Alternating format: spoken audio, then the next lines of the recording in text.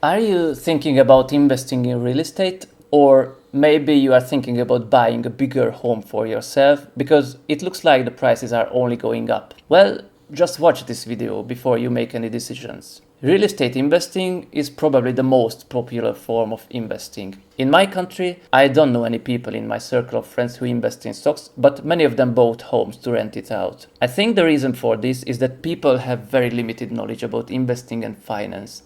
And even those who invest in real estate, they can't calculate the numbers. For example, the yield, because they don't know what they need to calculate. They only see that they buy something that generates money. And of course, renting out a home is not the worst financial decision you can make with your money. You can actually make money with it. But you can also lose money on it, which I know some of my friends did. And the biggest problem is that people are not aware of the disadvantages of renting out a home, and they are not aware of the alternatives. And I believe that in investing, this is one of the most important things to be aware of. What's the alternative? And not just in investing, but in other areas in life. You can make money with many different things, but is there an easier way to make money? Is there an investment that has a lower risk, that has a better return? Is there another form of investment that has lower costs? Is there another form of investment that has less paperwork? First of all, it's important to know that your home, where you live, is not an investment.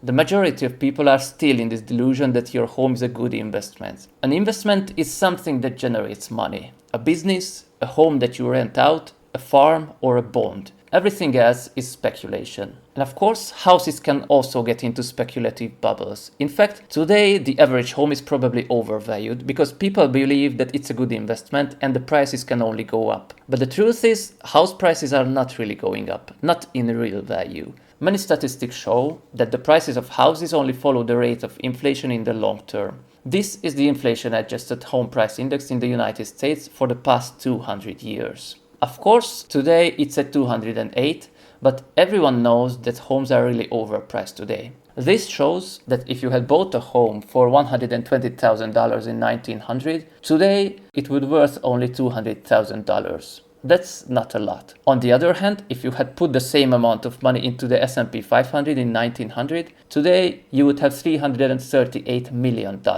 That's a huge difference. And there were long decades when the real prices of the homes didn't change a bit. If you had put your money into a home in 1950, 50 years later in 2000, it will worth the same. And keep in mind that this chart shows the average prices.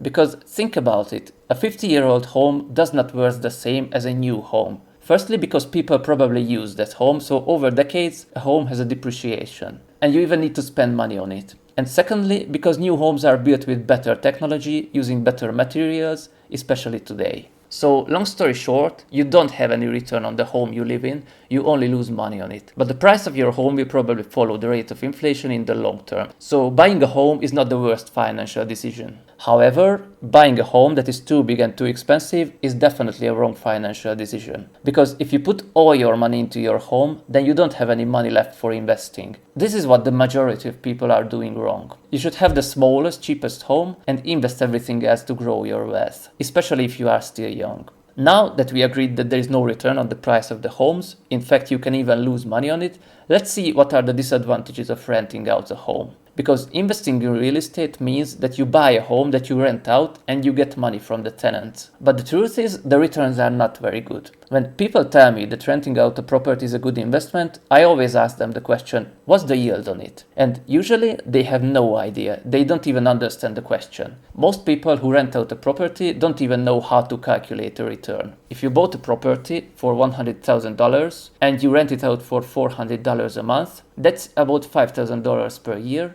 You have a 5% return. But the problem is, this is the gross return. And from that, you need to pay taxes, maintenance, insurance, and interest if you bought the property for a loan. Today, the home prices are at record high. But the rental fees didn't follow this growth. 6 or 7 years ago, when nobody wanted to invest in real estate, you could make a higher yield by renting out a home. But today, a 900 square feet home costs $600,000 in Los Angeles, and you can rent a home of the same size for $1,600 a month. That's exactly 3.2% gross yield. And from the tiny 3%, you need to pay all the costs, because a rental property has much more costs than most people are aware of. And they typically don't calculate with these either. You need to pay taxes, insurance, maintenance, interest for the bank, And many countries have a tax when you buy a home. In my country, you pay 4% tax. So you already lost 4% of your capital right before you even use the property. Another important thing when you rent out a home is that buying a home with a mortgage is a risk. Because you can never know whether you can pay back your debt in the next month or not, let alone in the next 30 years.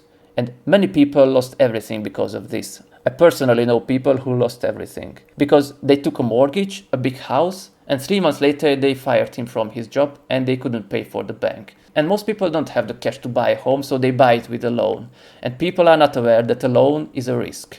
And many investing experts say that investing with a loan is a dumb thing because it's an unnecessary risk. And keep in mind that if you pay 6% interest for the bank, but your yield is only 3%, you are losing money. If you bought a home at the wrong place and nobody rents it out, you are losing money on your capital and you still need to pay the loan for the bank, or you lose your property. Many people rented out their properties for tourists through Airbnb.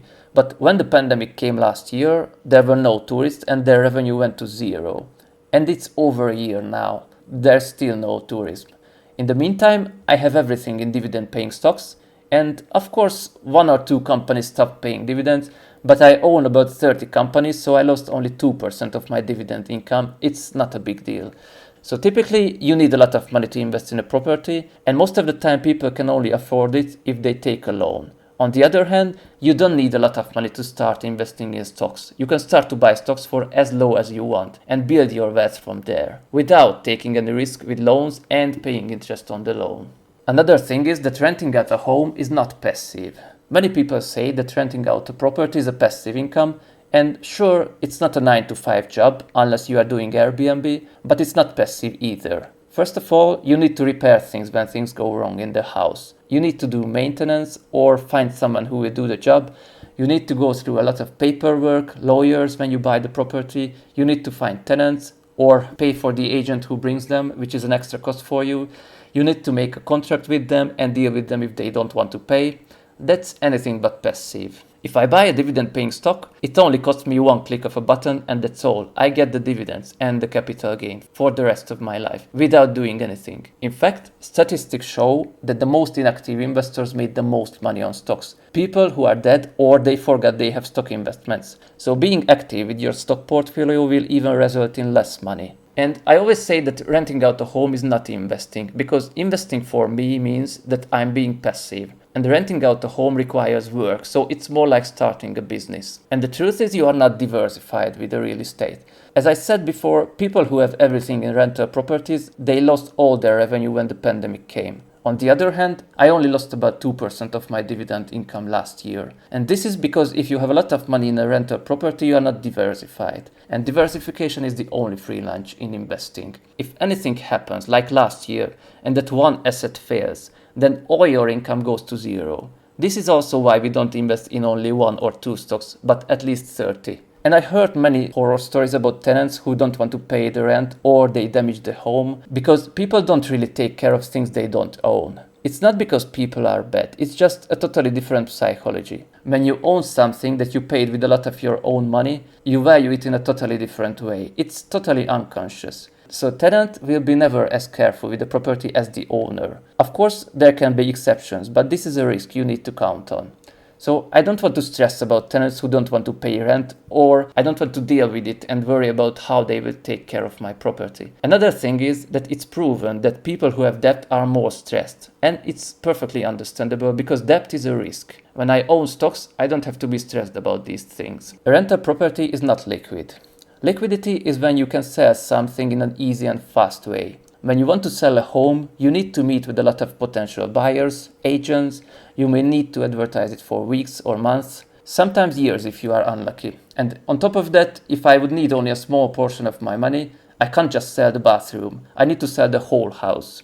On the other hand, I can sell my stocks with a click of a button in a few seconds. And I can sell only a portion of my portfolio. I don't have to sell everything to get some money. But the good news is that you can invest in real estate without all these hassles. Because there are companies who rent out real estate and you can buy the stocks of these companies. They are called real estate investment trusts. And the even better news is that many of these companies are dividend payers. And this has many benefits. First of all, if I buy the stock of a real estate company, I don't have to do the work because the company has a management, they have employees, people who deal with all the work. They deal with renting out the properties, finding tenants, maintenance, contracts, finding the right properties. I don't have to do any of the work and I still get the money from the profit. And on top of that, a company like this understands the industry better than I do, because this is what they do, sometimes for decades. And I don't need a lot of money to invest in a real estate company. I don't need hundreds of thousands of dollars to start to earn money. I can buy a stock for like $50. And since I don't need a lot of money to start, I don't need to take a loan. So I don't have any risk with the loans, I don't have debt, I don't pay interest, so this also lowers my costs. And I don't have to pay tax just because I buy the stocks. And another thing is I can make more money with stocks than with the rental property. And why is that? Because a real estate company can grow. They can buy more real estate and grow their revenue. If I buy a home, that property will be the same size after 50 years. Only companies can grow, a house will never grow. And on top of that, I get dividend payments from the company I own. And from that dividend, I can buy more shares. So my money will grow with compound interest. If you get money from your rental property, you can't buy a new home from that, not even from a yearly rental fee. Last year, when there was a big panic on the stock market, I bought a real estate company, Realty Income, ticker symbol O, for a really cheap price. Since then, after only 1 year, I have a 40% capital gain on the stock and a 6% dividend yield. And keep in mind, I only pay a 15% tax on the dividend and nothing else, no other costs. In the meantime, many people have zero income on their property because there is no tourism. Another disadvantage of investing in a property is that you are not free. You can't move out from the city or from the country. I know someone who rents out homes in my city, but he moved to another country. Now he has a lot of problems with the properties. I mean, what do you do when there is something to do with the properties? Do you buy an expensive plane ticket and lose money on it just to deal with the problems? Because this is what he does. He wanted to renovate the homes and he ordered the renovators while he was abroad. But when he came home, he realized that the renovators messed up the property, they made a lousy job. So owning a physical property is a burden because you can't leave the country. On the other hand, the stock market is an online market today. Everything is digitalized. So if you have passive income from stocks, you can move wherever you want. So all in all, investing in a rental property is not the worst decision you can make. However, today real estate is really overpriced. And it has much more costs than most people are aware of. And renting out homes is definitely not passive. It has a lot of work to do. And you also cannot be free if you own a physical property.